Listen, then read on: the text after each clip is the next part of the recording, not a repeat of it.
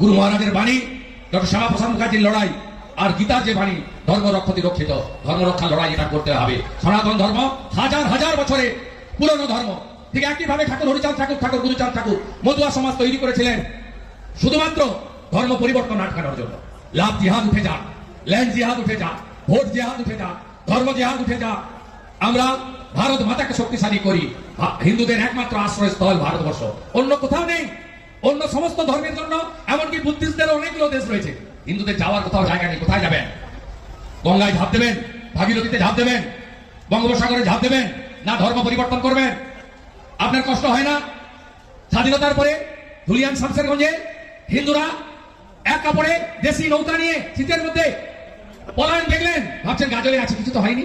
20 kilometre নগরে হিন্দু পলায়ন ঘটেছে বন্ধু। 500, 1000, 1000 বলো না, নিজেদের টিকে থাকা বড়। সব হিন্দুরা ঐক্যবদ্ধ হন, একজোট হন।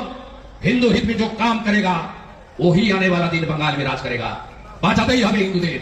একাদশী, পূর্ণিমা, অমাবস্যা, দামোদর মাস, ভক্তি, ভজন, কীর্তন, নাম, গান, গীতার প্রচার, তুলসী মঞ্চ, শাঁখ বাজানো, প্রদীপ দেওয়া, কাঁসর ঘন্টা, মৃদঙ্গ, খঞ্জনি, আমাদের যে সনাতন সংস্কৃতি একে গ্রামে গ্রামে ছড়িয়ে দিন। শুধুমাত্র রাজনৈতিক কমিটি থাকলে হবে না, প্রত্যেক গ্রামে ধর্ম রক্ষার কমিটি থাকবে।